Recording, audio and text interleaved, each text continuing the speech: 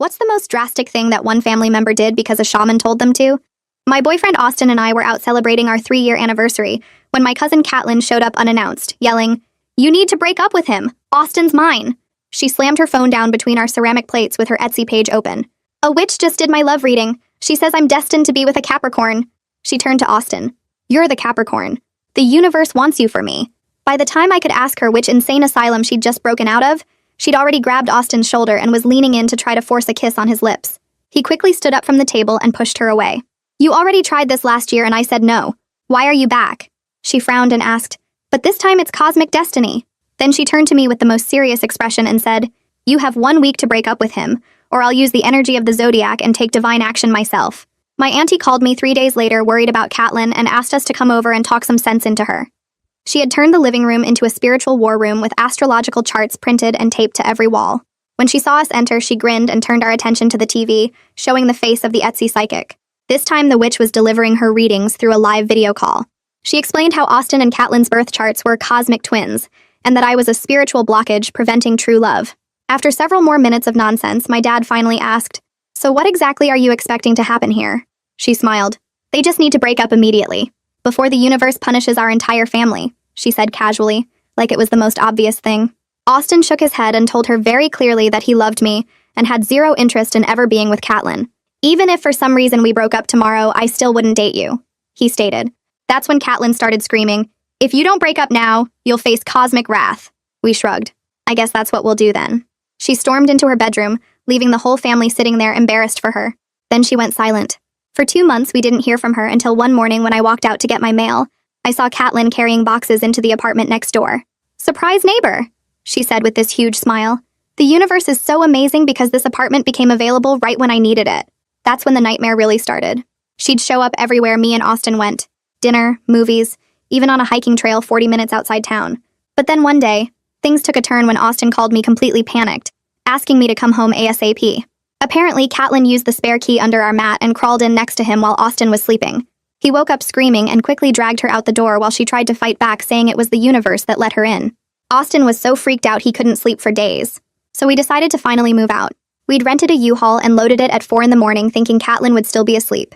We were wrong. As soon as we pulled onto the highway, I saw her car chasing us.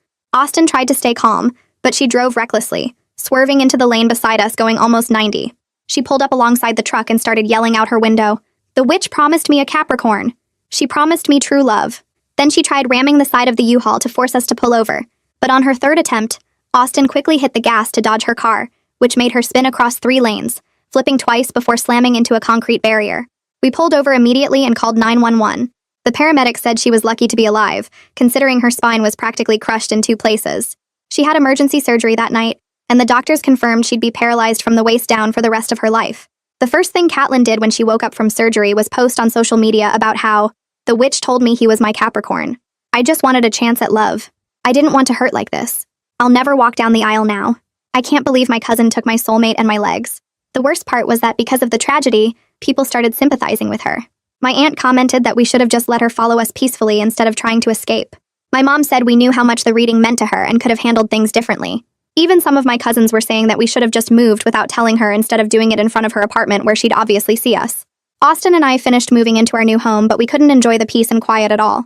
The part that hurt me the most was how guilty Austin felt about Caitlin's paralysis. He started visiting her every day in the hospital, just to check if she was okay. Then he started staying there longer and longer, coming home late, sometimes not coming home at all. And a part of me started to wonder if the Etsy witch was right. I couldn't sleep that night.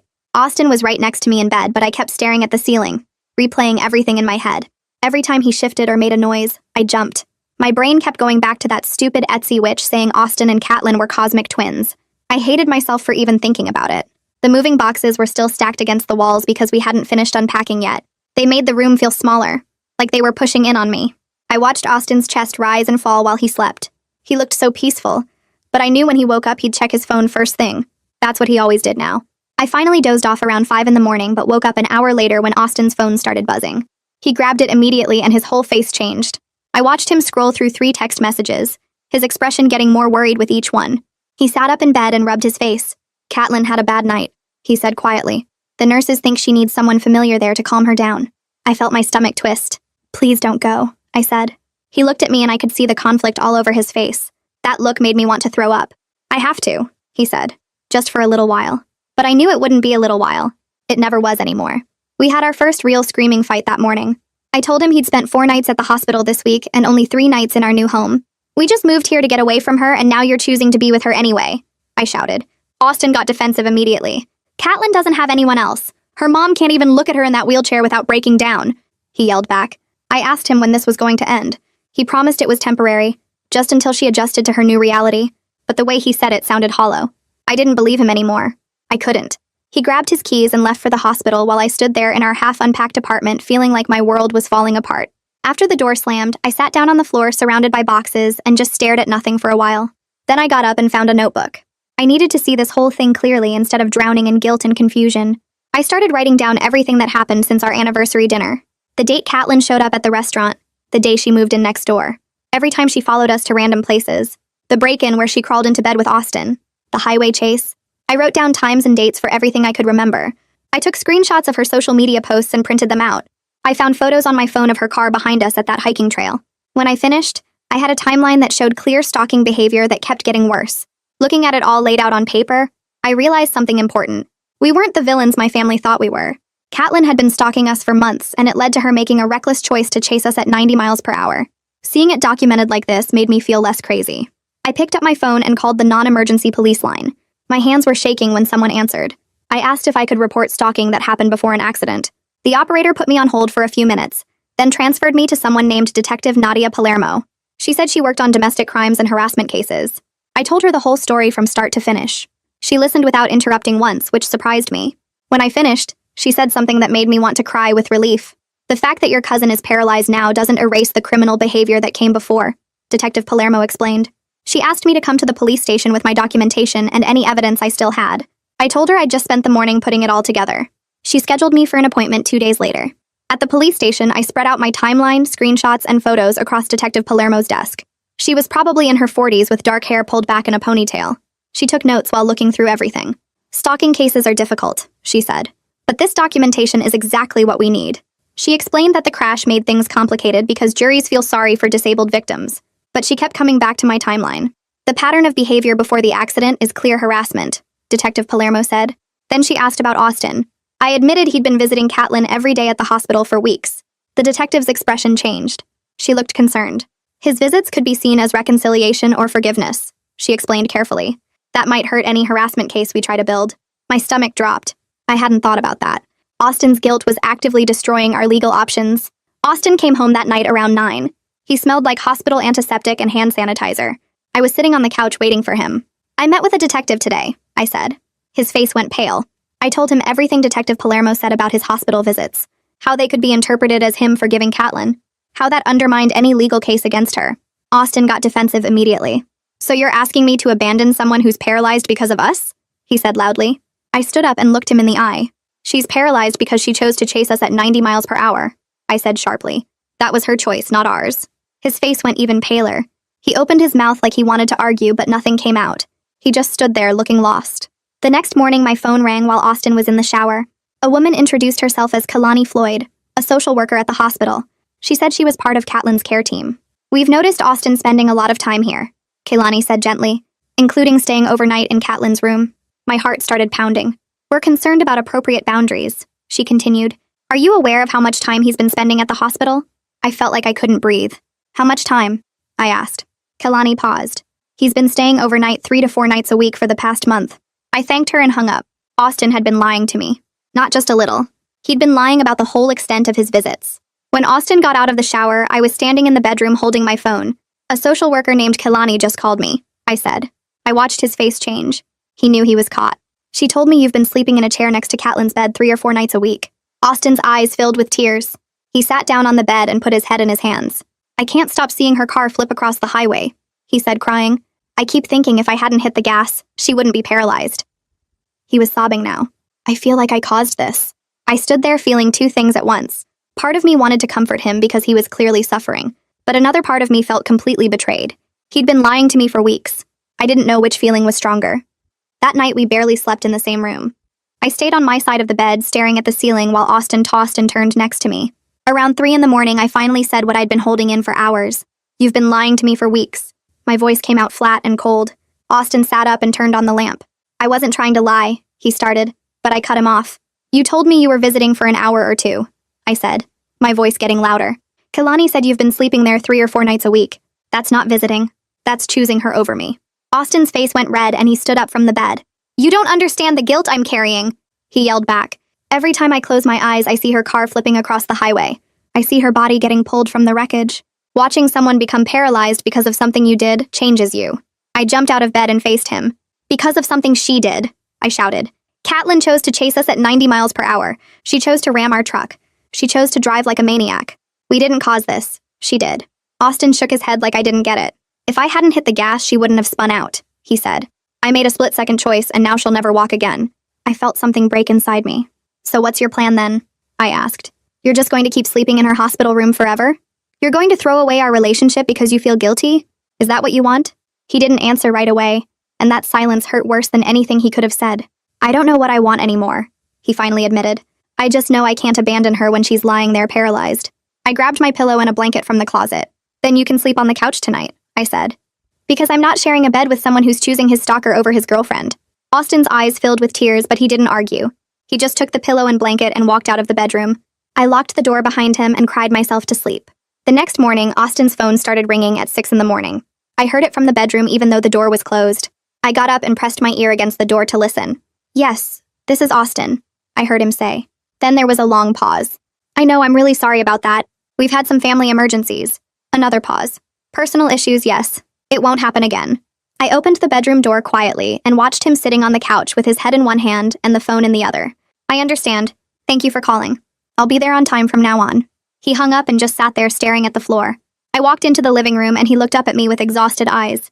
That was my boss, he said quietly. He wanted to know why I've missed 3 morning meetings this month. I sat down on the chair across from him. What did you tell him? Austin rubbed his face with both hands. I made excuses about family emergencies and personal issues. He didn't sound convinced. He put his phone down on the coffee table and leaned back against the couch. I think I'm in trouble at work. I watched him sitting there looking defeated and realized this wasn't just destroying our relationship. His guilt over Catelyn was destroying his entire life. His career was falling apart. He looked like he hadn't slept in days, and I didn't know how to help him anymore. That afternoon, while Austin was at work, I searched online for therapists who specialized in trauma and relationship issues. I found a woman named Imogen Bracken who had good reviews and availability. I called her office and booked an appointment for the next day before I could change my mind. The receptionist asked if I wanted to schedule couples therapy, and I said no, just individual for now. When I showed up to Imogen's office the next afternoon, she was younger than I expected, maybe in her early 30s with kind eyes and a calm voice. She invited me to sit on a comfortable chair in her office and asked me to tell her what brought me in. I started talking and couldn't stop. I told her everything from the anniversary dinner to Catelyn moving in next door to the highway chase to Austin sleeping at the hospital. By the time I got to the part about wondering if the psychic was right, I was crying. I know it sounds crazy, I said, wiping my eyes with a tissue. But what if the universe really does want them together? What if I'm the one standing in the way of his actual destiny? Imogen leaned forward slightly. Do you really believe in cosmic destiny? She asked gently. Or are you looking for an explanation that makes this situation less painful? I thought about that for a minute. I don't know what I believe anymore, I admitted. I just know that Austin is choosing to be with her instead of me, and maybe there's a reason for that. Imogen spent the next 20 minutes helping me see that Austin's guilt response was a psychological pattern, not proof of cosmic destiny. She explained how trauma can make people act in ways that don't match their actual feelings or desires. Your boyfriend is experiencing what we call survivor's guilt, she explained. He feels responsible for Catelyn's paralysis even though her reckless driving caused the accident. That guilt is driving his behavior right now, not romantic feelings or universal forces. By the end of the session, I felt like I could breathe a little easier. The psychic wasn't right. Austin wasn't cosmically destined to be with Catelyn. He was just a person struggling with trauma and making bad choices because of it. 2 days later, Detective Palermo called my phone while I was making dinner. I've been reviewing Catelyn's social media accounts, she said, and I found some concerning posts from before the crash. She told me there were photos of our old apartment building posted weeks before Catelyn moved in next door. Screenshots of Austin's work schedule that she must have figured out by watching us. Captions about signs from the universe guiding her to us. This is clear evidence of premeditated stalking behavior, the detective explained. It significantly strengthens the harassment case. I felt relieved that someone official was finally seeing what we'd been dealing with. What happens next? I asked. Detective Palermo said she needed to interview Austin about his current relationship with Catelyn. His hospital visits are going to come up in any legal proceedings, she warned. I need to understand the full picture before we move forward. I told her I'd talk to Austin about scheduling an interview. After I hung up, I realized this was going to force another difficult conversation with him about the hospital visits. That night, I told Austin about the detective's call and said we needed to meet with her together. He looked uncomfortable, but didn't say no right away. I don't know if I want to pursue legal action against Catelyn when she's paralyzed, he said. I took a deep breath and tried to stay calm. If you don't take this seriously, I'm moving out, I said. I can't keep living like this. Austin's face went pale. You'd actually leave? He asked. Yes, I said, because I deserve a partner who puts our relationship first, not someone who's more committed to his stalker than his girlfriend. He was quiet for a long time. Then he nodded. Okay, I'll go to the meeting with the detective. I scheduled the appointment for the following week and hoped this would finally make Austin understand how serious everything had become. At the police station, Detective Palermo sat us down in a small conference room and pulled out a folder full of printed documents. She walked Austin through how his hospital visits would look to law enforcement and potential juries. When a stalking victim spends significant time with their stalker after a traumatic incident, it can appear that they've forgiven the behavior, she explained. That makes it nearly impossible to prosecute harassment charges, because the defense will argue that the victim didn't feel truly threatened. Austin looked shocked. But I'm only visiting because I feel guilty about the accident, he said. Detective Palermo nodded. I understand that. But a jury won't see your internal motivations. They'll see that you're voluntarily spending time with someone who stalked you, broke into your home, and chased you on the highway. That undermines the claim that you felt unsafe. I watched Austin's face as he processed what she was saying. So by trying to help Catelyn, I'm making it impossible to protect ourselves legally? He asked quietly. Unfortunately, yes, the detective confirmed. She spent another 30 minutes explaining how his behavior was affecting our case and what that meant for our safety going forward. When we left the police station, Austin was quiet for the entire drive home. Once we got inside, he sat down at the kitchen table and put his head in his hands. I've been operating from guilt instead of clear thinking, he said. I thought I was doing the right thing by being there for Catelyn, but I've been making everything worse. I sat down next to him and waited for him to continue. The detective is right, he said. I need to step back and let the professionals handle Catelyn's care. Detective Palermo had suggested we consult with a civil attorney about protective orders and defamation, since Catelyn's social media posts were painting us as villains. She gave us a referral to a lawyer named Maddie Winters, who handled harassment and online defamation cases. Austin agreed to call her office the next day to schedule a meeting. The following week, we met with Maddie Winters at her law office downtown. She was in her 40s with sharp eyes and a no-nonsense attitude. She pulled up Catelyn's social media on her computer and read through the posts out loud. The witch told me he was my Capricorn. I just wanted a chance at love. I can't believe my cousin took my soulmate and my legs. Maddie looked at us over her computer screen. This is textbook defamation. She's making false claims that paint you as responsible for her injuries when her own reckless driving caused the accident. She explained that we could pursue defamation claims and request a protective order that would legally prohibit Catelyn from contacting us or posting about us online. However, legal action is expensive and outcomes are never guaranteed, she warned. I'd need $5,000 just for the initial filings, court fees, and preliminary work. Austin and I exchanged worried looks. We didn't have that kind of money just sitting around. Our savings had taken a hit from the move and we were barely covering rent and bills. Can we think about it? I asked. Maddie nodded and gave us her card. Take your time, but don't wait too long. The longer those defamatory posts stay up, the more damage they do to your reputations. 3 days later, Austin came home from work looking shaken. His face was pale and he dropped his keys on the counter with trembling hands. My boss called me into his office today, he said. I felt my stomach drop. What happened? Austin sat down at the kitchen table and put his head in his hands. I've been placed on a performance improvement plan. 60 days to fix my tardiness, stop missing meetings, and improve my work quality. If I don't meet the standards, I'm fired. I sat down across from him. What does that mean for us? I asked quietly. It means if I lose my job, we lose our health insurance, he said. And we'll struggle to pay rent. I can't afford to mess this up. I watched him sitting there looking defeated, and realized the financial pressure might be the thing that finally broke through his guilt fog. He couldn't keep visiting Catelyn multiple times a week if it meant losing his job and our ability to survive. That night, Austin and I sat down together at the kitchen table with a notebook and pen. I can't keep visiting Catelyn the way I have been, he admitted. It's destroying my job, our relationship, and my mental health. We created a realistic visiting schedule together. Once a week for 1 hour maximum. No overnight stays. No responding to every crisis call from the nurses. I need to tell Kalani about these new boundaries, Austin said. She needs to know I'm stepping back from being so involved in Catelyn's care. I felt a tiny bit of hope for the first time in weeks. Maybe we could actually survive this if Austin was finally willing to set real limits. He called the hospital the next morning and left a message for Kalani, explaining the new visiting schedule and asking her to document it in Catelyn's care plan. While Austin was at work that afternoon, I decided to message the Etsy psychic directly. I created a fake account and sent Harlow Middle a message saying I was interested in a reading. She responded within an hour with a price list. $50 for a basic reading, $200 for a detailed birth chart analysis, $500 for a deep soul connection analysis.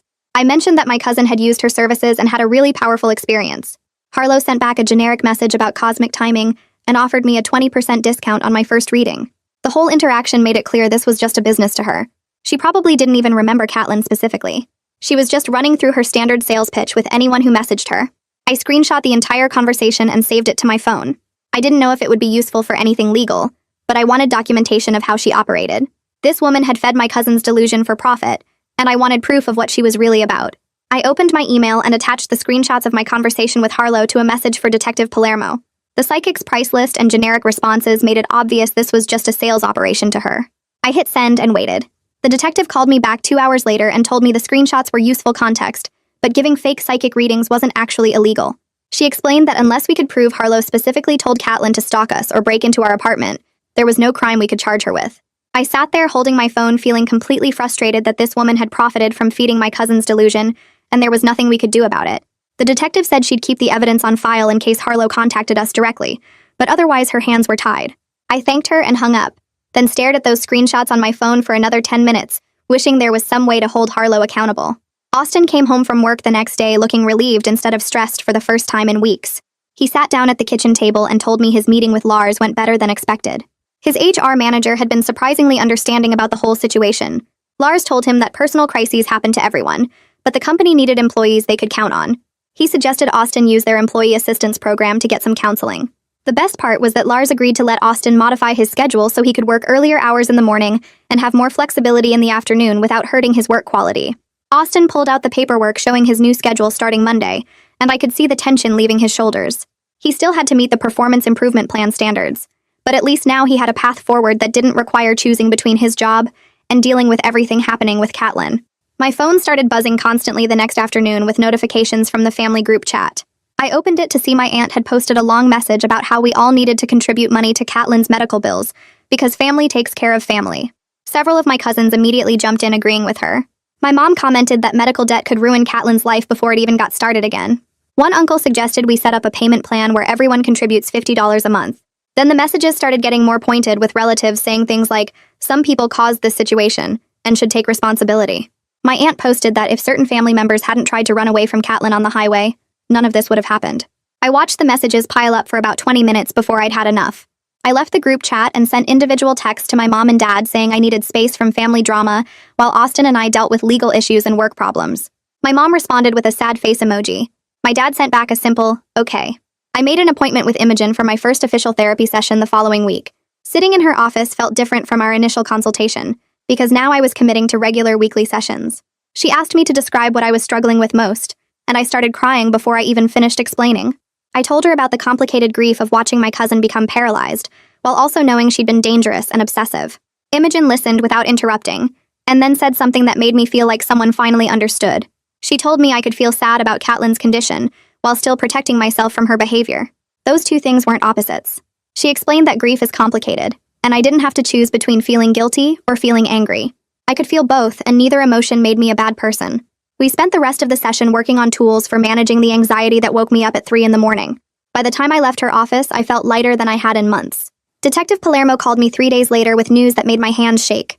She'd recovered security footage from our old apartment building showing Catelyn attempting to enter our unit multiple times before the break-in, where Austin woke up with her next to him. The footage showed her trying different keys at our door and checking our windows on at least 4 separate occasions over 2 weeks.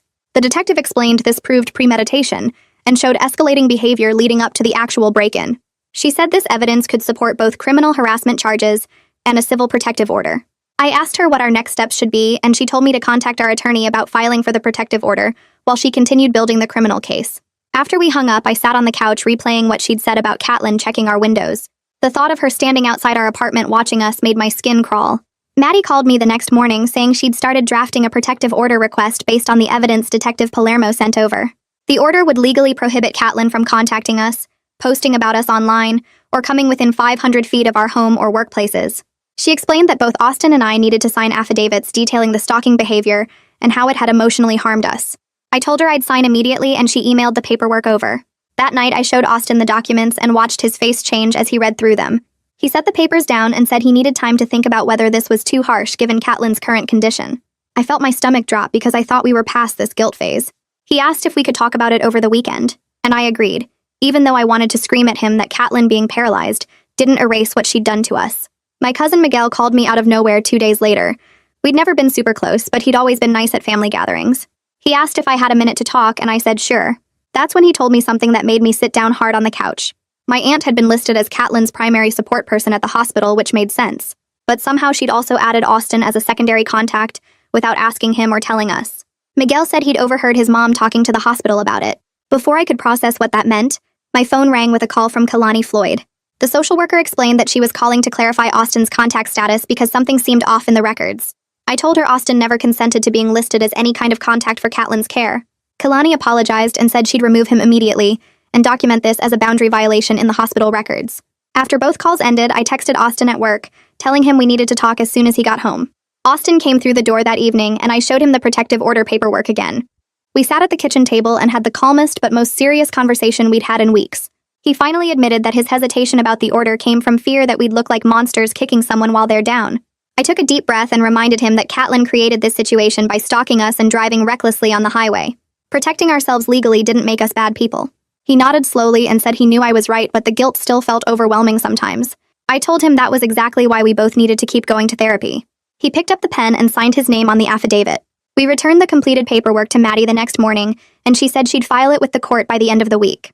I was scrolling through social media a few days later when I saw Catelyn's GoFundMe page had been shared by someone I'd gone to high school with.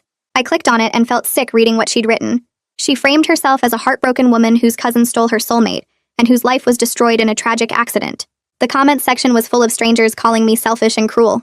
People were saying I should be ashamed of myself for not supporting her. Someone commented that I probably caused the crash on purpose. Within an hour, several people had tracked down my social media accounts and started sending me harassing messages. I made all my profiles private and blocked dozens of accounts, but the damage was done. I felt violated all over again by people who knew nothing about what actually happened. Austin found me crying in the bedroom and held me while I told him about the GoFundMe. He looked at the page on his phone and his face went pale reading the comments. Miguel called me again the next evening and started by apologizing for not reaching out sooner. Then he dropped information that made me grip my phone harder. He said my aunt had actually paid Harlow the psychic over $2,000 for multiple readings over a 6-month period. The aunt had been encouraging Catelyn's delusion the whole time because she wanted her daughter to find love and didn't take the cosmic destiny thing seriously until everything went wrong. Miguel said his mom felt terrible now but was too proud to admit it to anyone. I sat there processing this and felt a complicated mix of anger at my aunt for enabling everything and slight empathy for her regret. I thanked Miguel for telling me and asked him not to mention to anyone that we'd talked. He agreed and said he just wanted me to know the truth about what had been happening behind the scenes. I sat there holding my phone after Miguel hung up, feeling this weird mix of anger and something else I couldn't name. $2,000. My aunt had spent $2,000 feeding Catelyn's crazy ideas about cosmic destiny while pretending to be worried about her mental health. I wanted to scream or throw something, but instead I just sat on the couch staring at the wall until I heard Austin's key in the door 3 hours earlier than usual. He walked in looking completely destroyed, eyes red and puffy, and I knew something bad had happened before he even opened his mouth. He dropped his bag by the door and came straight to me, sitting down hard on the couch like his legs couldn't hold him anymore. He told me he'd stayed overnight at the hospital again last week when the nurses called about Catelyn having a panic attack. The words came out broken between these awful crying sounds that made my chest hurt. He said he knew he'd broken our agreement, but when the nurses called saying Catelyn was asking for him and wouldn't calm down, he couldn't just ignore it. I felt this hot surge of anger rush through me because we'd made that agreement for a reason. But then I looked at his face and saw he was being completely honest with me for the first time in weeks. He wasn't hiding it or making excuses. He was just telling me the truth even though it hurt. I reached over and put my hand on his arm and told him I was mad, but I also saw that he was trying, and that honesty mattered more than the mistake. He cried harder and said he didn't know how to stop feeling responsible for destroying someone's life. I made us both tea and we sat there not talking for a long time, just existing in the same space while he pulled himself together. 2 days later, I had my regular therapy session with Imogen, and the first thing she asked was how I was doing with family pressure. I told her about Miguel's call and the $2,000 and Austin's hospital confession, and she listened without interrupting until I ran out of words.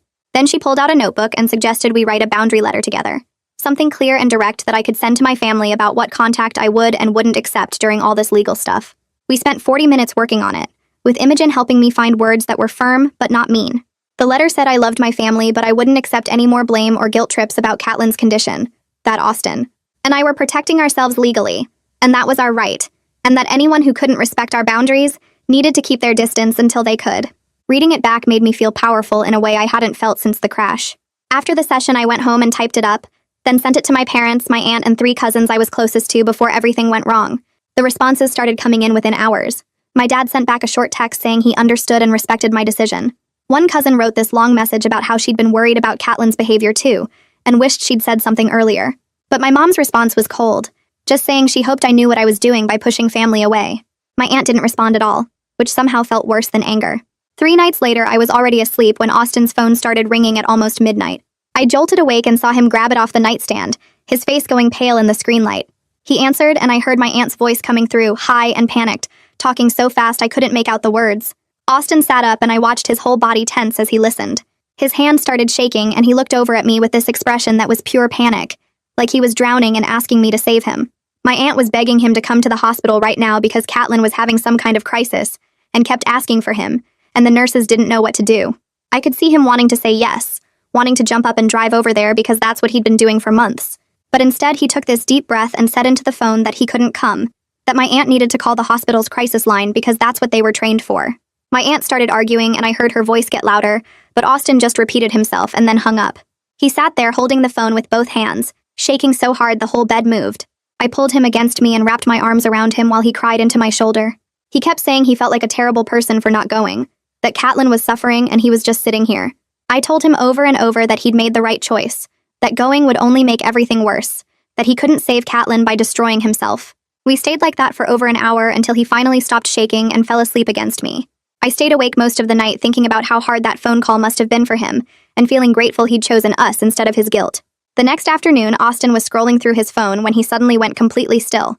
He stared at the screen for a long moment, then got up and walked over to where I was making lunch. He showed me a direct message from Harlow, the Etsy psychic who'd started this whole nightmare. The message said the universe was trying to bring him and Caitlin together, and he needed to fulfill his cosmic destiny before it was too late, that fighting against the stars would only bring more pain. I felt my hands clench into fists reading that garbage. Austin didn't say anything, just opened his phone settings and took a screenshot of the entire conversation. Then he blocked Harlow's account and immediately opened his email to send the screenshot to both Detective Palermo and Maddie. He typed out a quick message explaining what had happened and hit send on both emails. I watched him do all of this with this calm efficiency that made me proud of him. This was proof that the psychic was still actively pushing Caitlin's delusion, even after she'd ended up paralyzed, still trying to manipulate Austin into some fake cosmic relationship. Detective Palermo responded within an hour saying this was excellent evidence of ongoing harassment and she'd add it to our case file. Maddie wrote back saying this strengthened our position significantly because it showed a pattern of third-party interference. We scheduled a meeting with Maddie for the following Monday and sat in her office going over every detail of the protective order paperwork. She explained exactly what the order would and wouldn't do, the limitations and the protections. Austin and I both signed our names on multiple affidavits describing the stalking behavior and the emotional damage it had caused.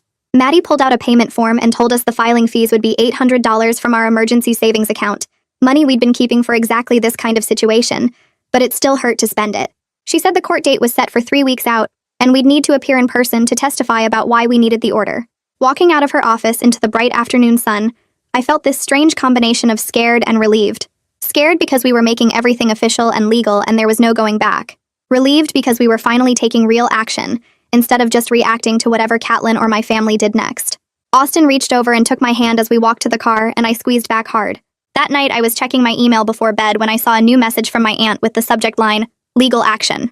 My stomach dropped as I opened it, and started reading this long, rambling message about emotional abuse and how we were preventing her from supporting her disabled daughter.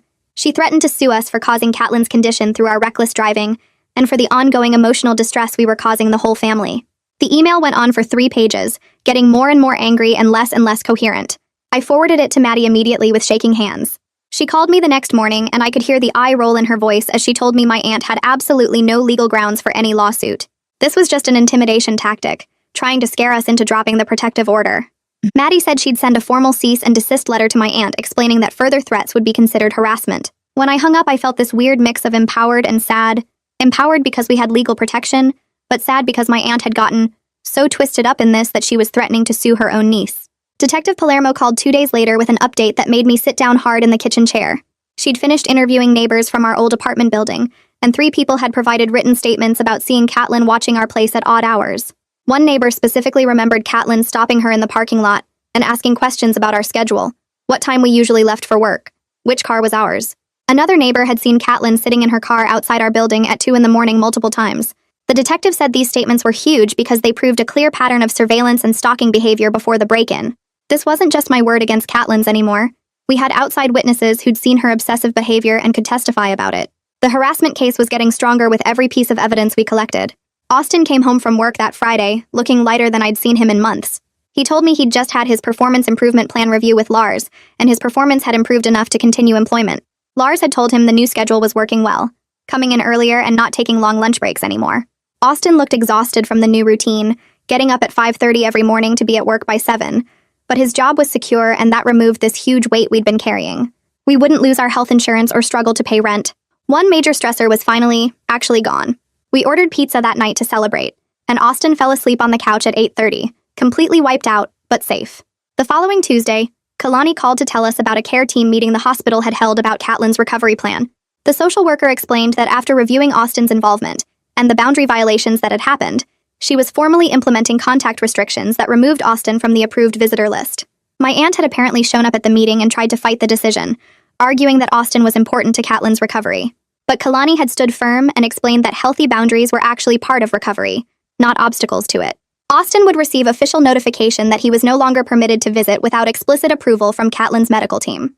When Austin got the letter in the mail 3 days later, I watched him read it twice before folding it carefully and putting it in our legal documents folder.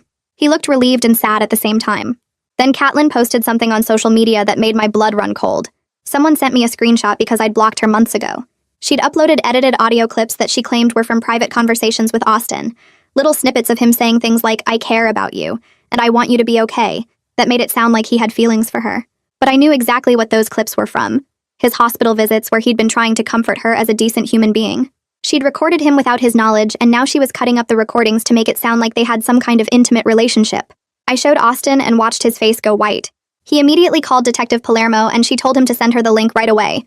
She said this was evidence of ongoing harassment and defamation, that she'd document it for our legal case. The detective's voice was grim as she explained that manipulating recordings like this could actually help our case because it showed Catelyn was still actively working to create a false narrative about their relationship. That night, I couldn't sleep, staring at my phone and scrolling through the comments on Catelyn's post, where strangers were calling me selfish and cruel. Austin came home around 11, smelling like hospital soap again, and I just snapped. I got up from the couch and walked straight to our bedroom, pulled my old duffel bag from the closet, and started throwing clothes into it. Austin followed me and stood in the doorway looking confused. He asked what I was doing, and I told him I couldn't do this anymore, that I was tired of coming second to his guilt over someone who stalked us. He stepped into the room and reached for my arm, but I pulled away, shoving more shirts into the bag. He started crying and said he knew he'd been a terrible partner, that the guilt was eating him alive and he didn't know how to fix it. I stopped packing and turned around, seeing him completely broken down, and something in me softened just enough to suggest therapy instead of leaving. He nodded immediately and said he'd call someone first thing in the morning, that he'd do whatever it took. I left the bag half-packed on the floor as a reminder of how close we came to ending everything. 2 days later, we sat in a small office with beige walls and a therapist Imogen had recommended, a woman in her 50s with kind eyes who didn't waste time on small talk. She asked us both to explain why we were there, and I went first, describing the stalking and the crash, and how Austin had basically moved into the hospital. Austin talked about waking up every morning seeing Catelyn's car flip across the highway, how it played on repeat in his head. The therapist asked Austin about his family, and he got quiet before explaining that his mom had been sick his whole childhood, in and out of hospitals with a chronic condition, and he'd spent years feeling responsible for her pain. He said watching someone suffer because of something connected to him brought all that guilt rushing back. I shared how Catelyn's stalking had triggered my hypervigilance from a previous relationship, where my ex had tracked my movements and shown up at my work unannounced. The therapist listened carefully, and then explained how our individual trauma responses were colliding, making everything worse. She said Austin was repeating a childhood pattern of trying to fix someone else's suffering, and I was stuck in a fear response that made me see abandonment everywhere. Neither of us had realized how much our pasts were controlling our reactions. The court date for our protective order arrived 3 weeks later, and I put on the most professional outfit I owned, a navy dress that felt too formal for my normal life. Maddie met us outside the courthouse with a thick folder of evidence, including my timeline of stalking incidents, security footage from our old apartment, witness statements from neighbors, and printed screenshots of Catelyn's social media posts. Inside the courtroom, I saw my aunt sitting in the back row with her arms crossed and my stomach dropped. The judge called our case, and Maddie stood up to present everything we'd documented, walking through each incident methodically. She showed the footage of Catelyn trying our door at 2 in the morning, the photos of her following us to different locations, the edited audio clips she'd posted online, My aunt tried to interrupt twice to defend Catelyn, but the judge told her she'd have a chance to speak later.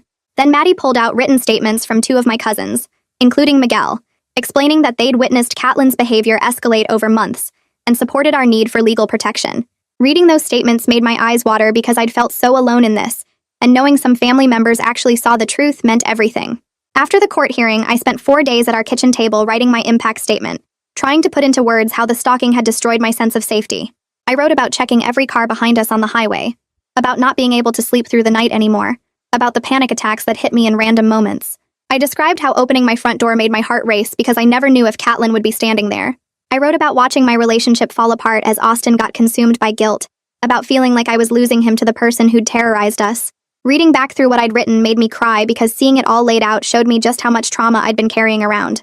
I realized that asking for legal protection wasn't mean or cruel. It was the only way to start healing. The process hurt, but it also made everything clear in a way nothing else had. Austin worked on his own letter to Catelyn during those same days, sitting at his laptop for hours trying to find the right words. Kalani had agreed to deliver it through official hospital channels, so it wouldn't violate any boundaries. He read me the final version before sending it, and his hands shook holding the printed pages. The letter said he genuinely cared about her well-being and hoped she got better, but that he couldn't be part of her recovery process anymore. He explained that his involvement wasn't healthy for anyone, and that she needed to work with her actual care team instead of relying on him. The tone was kind but completely firm, setting clear limits without attacking her. After he sent it through Kalani, Austin seemed different, like he'd been carrying something heavy and finally put it down. His shoulders looked less tense and he slept better that night than he had in weeks. The judge granted our protective order 2 weeks after the hearing, issuing a 1-year no-contact restriction that prohibited Catelyn from reaching out to us directly, posting about us on social media, or coming within 500 feet of our home or workplaces. The order included special provisions that could modify the terms if Catelyn's behavior escalated or if we needed additional protection. Maddie called to tell us the news, and I actually felt my body relax for the first time in months. Walking out of the courthouse after picking up the official paperwork, Austin pulled me into a hug that lasted a full minute, and I realized it was the first real hug we'd shared in weeks. We stood there on the courthouse steps holding each other while people walked past, both of us feeling cautiously hopeful that maybe we could actually start rebuilding now. The family reaction came fast and brutal, with my aunt posting on social media that same evening about heartless relatives who kick people when they're down. She didn't name us directly, but everyone knew exactly who she meant, and the comments filled up with relatives taking sides. But then my phone started buzzing with private messages from 3 cousins, including Miguel, who apologized for not recognizing the stalking pattern earlier. They said they'd been so focused on Catelyn's paralysis that they hadn't really thought about what led to the crash. Miguel admitted he felt guilty for not speaking up sooner when he saw how obsessed she was getting. My parents sent a careful text message saying they supported our need for boundaries, even though they felt sad about the family division, which wasn't perfect, but was more than I'd expected from them. Austin scheduled a meeting with Kalani to figure out how to step back from visiting Catelyn without just abandoning her completely. Kalani explained that the hospital had a volunteer network specifically for patients without family support, people trained to provide companionship during recovery. Austin spent an afternoon writing a detailed letter for the volunteer coordinator, describing Catelyn's interests, her personality, things that helped calm her down during difficult moments. He included information about her favorite music and TV shows, the kinds of conversations she responded well to. Handing over that letter felt like officially closing a chapter, and Austin admitted it was harder than he'd expected. But he also recognized that letting go was necessary for everyone's health, that his guilt-driven involvement had been hurting all 3 of us. Over the next few weeks, our home routines slowly found a new rhythm, with Austin coming home at consistent times instead of disappearing to the hospital. We started cooking dinner together most nights, something we hadn't done since before the anniversary dinner that started everything. I made spaghetti while he chopped vegetables, and we talked about normal things like what to watch on TV or whether we needed to buy new towels. My anxiety didn't magically disappear, but I started sleeping better, getting through most nights without waking up in a panic. We both kept going to individual therapy and scheduled couples sessions every other week, doing the actual work of rebuilding trust instead of just hoping things would fix themselves. It felt fragile and tentative, but also real in a way our relationship hadn't been for months. Then one afternoon, someone knocked on our door and I opened it to find a mutual friend holding a large gift basket wrapped in cellophane. She smiled and said it was from Catelyn, that she'd asked her to deliver it as a peace offering. My stomach dropped as I took the basket and saw a card attached with Catelyn's handwriting. Austin came to the door and immediately pulled out his phone to photograph the basket, the card, and our friend still standing there looking confused. I thanked her and closed the door, then called Detective Palermo right away to report the violation. The detective said she'd follow up with our friend to document how the delivery happened and confirm Catelyn had initiated the contact. Maddie sent a formal warning letter to Catelyn's attorney that same day, reminding them that any contact violated the court order and future violations could result in legal consequences. The gift basket sat on our counter untouched, a reminder that even with legal protection in place, we still had to stay alert. Miguel called me 2 days later and asked if we could meet for coffee because he had something to tell me about the family situation. We met at a place near his work, and he looked uncomfortable as he stirred his drink. He said my aunt had called her credit card company and started a chargeback for the $2,000 she paid Harlow the psychic. Apparently, the aunt was claiming the readings were fraudulent and manipulative, which meant she was finally admitting the whole cosmic destiny thing was fake. Miguel said she'd been avoiding Harlow's calls and deleted all the psychic's contact information from her phone. This didn't fix everything that had happened or erase the months of enabling Catelyn's delusion, but it showed my aunt was starting to recognize her role in the mess. I thanked Miguel for telling me and asked him not to mention our conversation to anyone else in the family. A week after that conversation, Austin came home from work with the biggest smile I'd seen in months.